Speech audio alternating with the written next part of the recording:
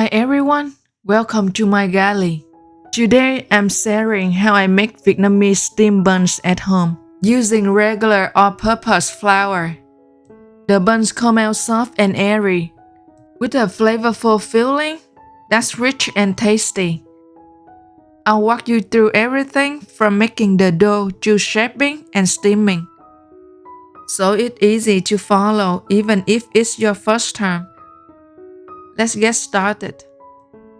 These are the ingredients I use for the dough in this recipe: baking powder, all-purpose flour, cake flour, milk, water, lime juice, instant yeast, shortening, sugar and salt. To start, we need 100 ml of warm water, around 40 degrees Celsius. You can warm it up in the microwave for about 10 seconds. The water should feel warm to the touch. Then add a quarter teaspoon of sugar to help fit the yeast. Then add 2 teaspoons of instant yeast, about 7 grams. Make sure the water isn't too hot because it can kill the yeast. And if the water too cold, the yeast won't activate properly or will take longer to activate. Cover the bowl with plastic wrap and let it sit for about 5 to 10 minutes to allow the yeast to activate. Next, we will need 450 grams of all-purpose flour. You can use any brand, but for bao bun, we want the dough to be nice and white, so avoid using unbleached flour. It will give the buns a slightly yellowish color instead of a bright white finish.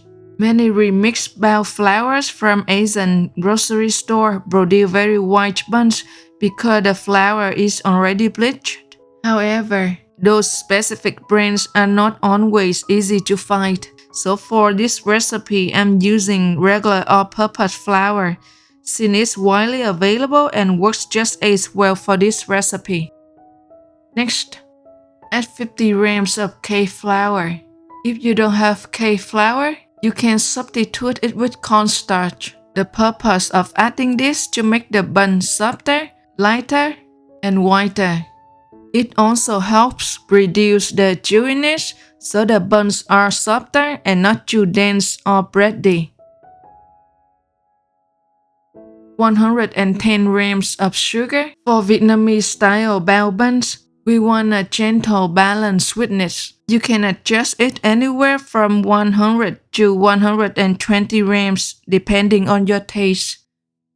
Then add 1 teaspoon of salt, 1.5 teaspoons of baking powder. The baking powder also helps to support the buns as it rises and make them softer and fluffier. Give everything a quick mix first, just to evenly combine all the dry ingredients. For the liquid ingredients, we will need 210 milliliters of milk, about 200 grams, 1 tablespoon of lime juice, about 11 grams, 15 grams of shortening. If you don't have shortening, you can use cooking oil instead. But I find that shortening helps the buns turn out oyster compared to oil. After the yeast has been activated, you will notice a foamy layer on top. That means your yeast is fully activated and ready to use. Add all the dry ingredients into your mixing bowl. Then pour in the liquid ingredients, the yeast mixture, lime juice, and milk.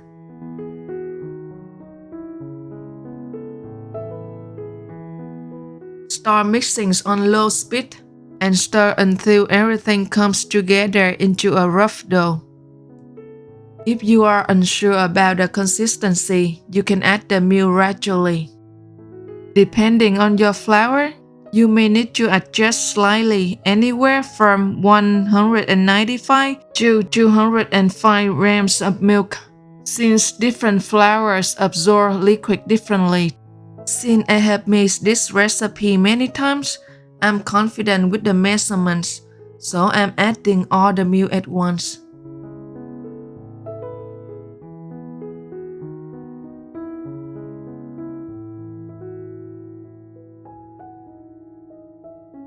Once the dough comes together, add the shortening.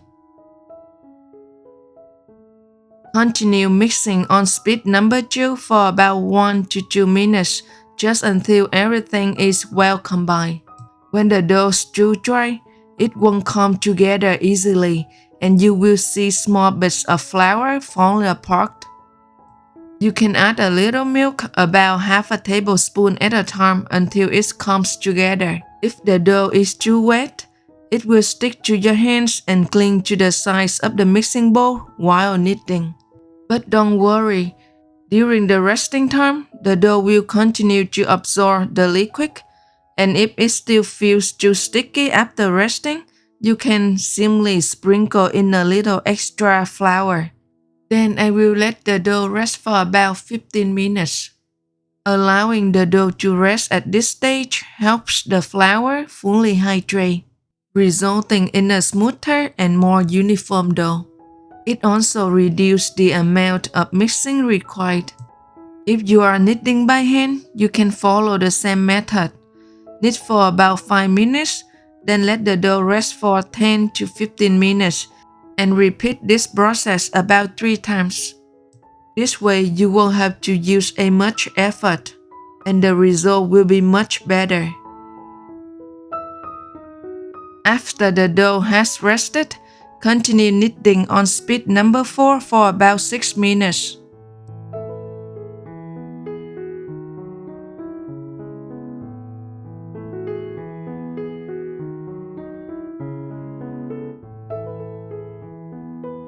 Be careful not to overknead, because that can make the buns chewy. We don't want too much gluten development like bread, since we are aiming for a soft and tender bounce texture.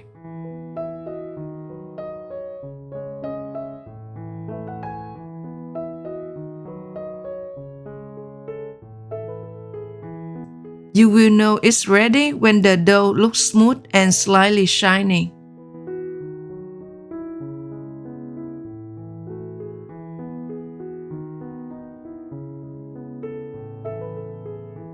Lightly brush a bowl with a little oil. Then shape the dough into a smooth ball.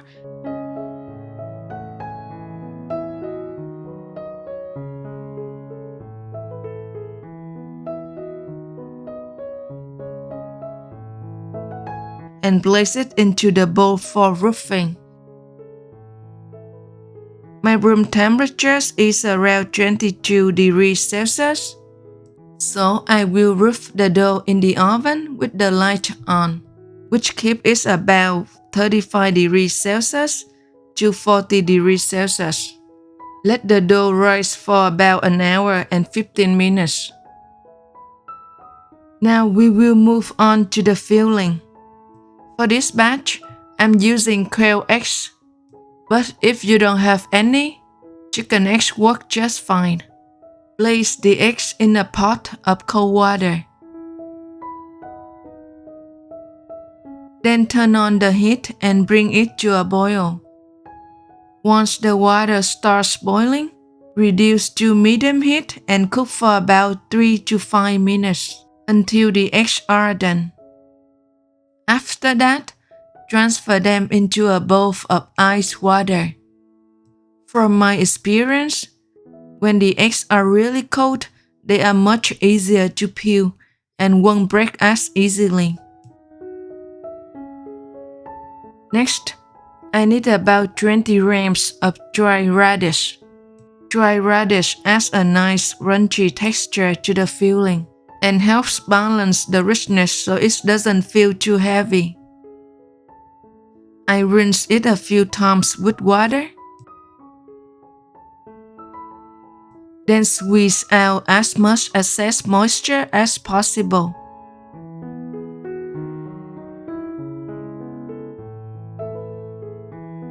Now for the Chinese sauces, I'm using about 1 link, but if you like more, you can definitely add more. Then cut them into small diced pieces. And I pan fry the sausage until it turns slightly golden. This helps release its aroma and render out some of the fat. Once it starts to turn slightly golden, it's ready. I need about 200 grams of daikon. First, I peel off the daikon skin, then scrape it finely, and squeeze out all the excess water really well. This step is very important because daikon releases a lot of moisture when steamed. If you don't squeeze it properly, the filling can become too wet. The buns may turn out dense and less white. In Vietnam, people usually use jicama instead of daikon. But jicama isn't always easy to find in the grocery store here, so I'm using daikon. If you can find jicama, it will taste even better. And if you prefer not to use daikon, you can also use dry radish instead. It's quicker and more convenient. I have about a quarter of a small onion. I finely chop it, which comes out to about 30 grams. Next, I need about 50 grams of shallots. Finely chop them as well. Add 1 tablespoon of cooking oil. Next, add the shallots and sauté until fragrant. Then add the onion and cook for about 1 minute.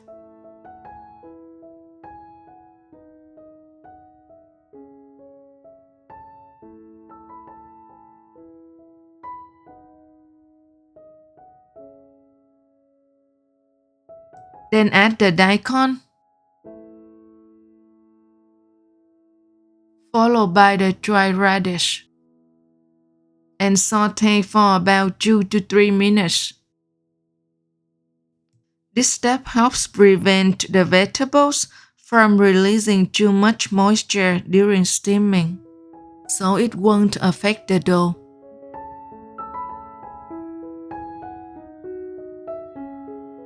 When the daikon looks slightly dry like this, it's ready. Don't overcook it, or it will become too dry and lose its natural sweetness. I need about 300 grams of brown pork. Make sure to keep the meat chilled in the fridge before mixing, so it bites better and has a better texture when mixed. Then add in all the sauté vegetable. For the seasoning, I use 1 tablespoon of oyster sauce, a quarter teaspoon of salt, 1 teaspoon of chicken powder, 1½ teaspoon of sugar,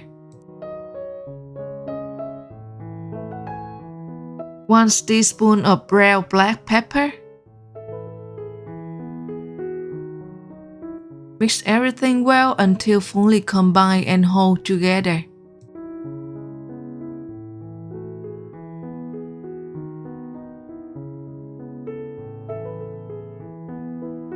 Then add 1½ teaspoons of cornstarch.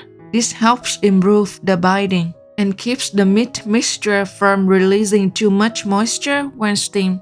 Mix everything well again until fully combined. You will notice that the more you mix, the smoother and more sticky the filling becomes. Almost like a thick paste with a nice elastic texture. Then add all the Chinese sauces. The Chinese sauces add a very special flavor to the meat mixture and gives it more flavorful without feeling too rich or overwhelming.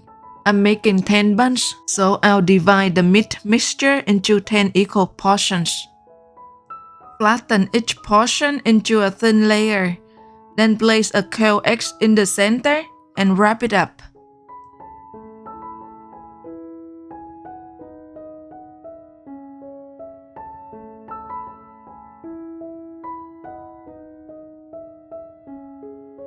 You can prepare the meatballs a day ahead and store them in the fridge.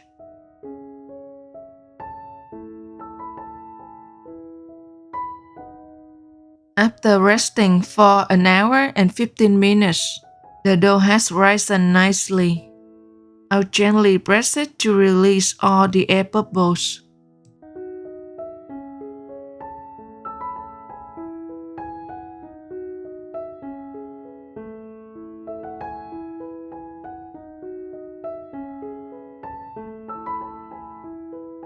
Then shape it back into a smooth ball.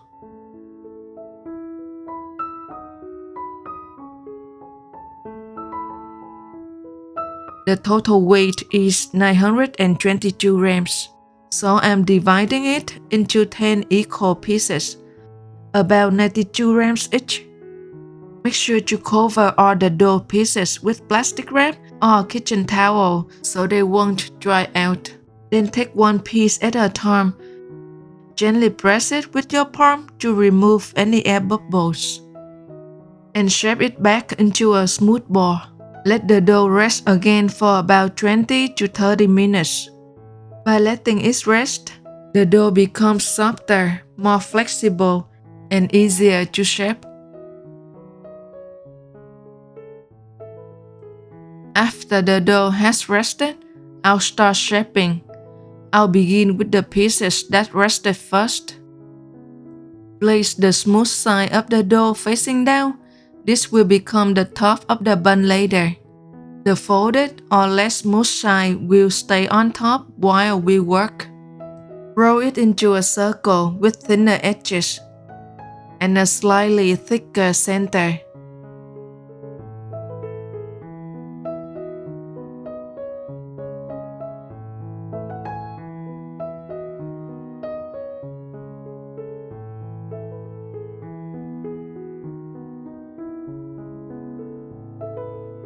Add the filling in the middle.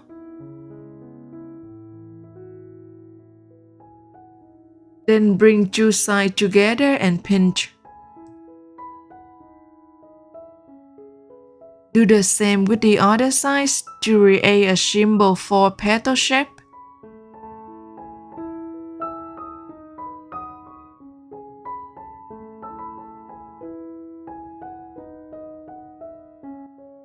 Then I keep adding small pleats around, like little petals, and pinch everything together to seal the bun.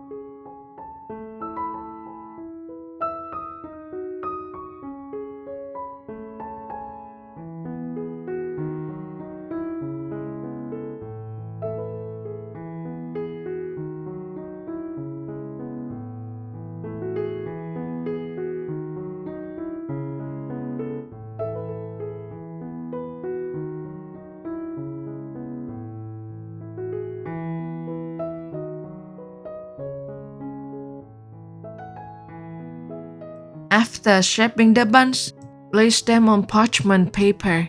Then cover them with plastic wrap or kitchen towel to prevent them from drying out. Add just enough water to your steamer, depending on your pot, but not so much that it touches the buns when boiling. Then add 3 tablespoons of white vinegar. This helps keep the buns bright and white.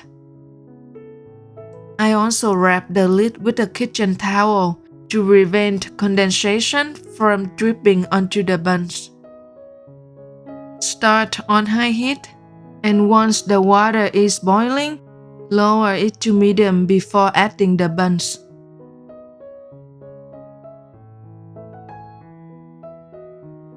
Press the dough to check. If it slowly springs back, the dough are properly roofed. And if the dough springs back right away, it's under-roofed. And if it doesn't spring back at all, it's over-roofed. And if the buns start to open up while waiting to steam, just pinch the folds back together so they hold their shape better during steaming. Let the buns steam for about 18 minutes until they are fully cooked and fluffy. Our steamed pork buns are soft, fluffy, with a tender, airy texture. The filling is perfectly seasoned, full of flavor, and remains moist without being brummy. Even though it takes a little time, it's definitely worth it in the end. If you enjoyed this video, please like and subscribe to my channel for more recipes. Thank you so much for watching and supporting my channel. I hope you enjoy making them at home, and I'll see you in the next video.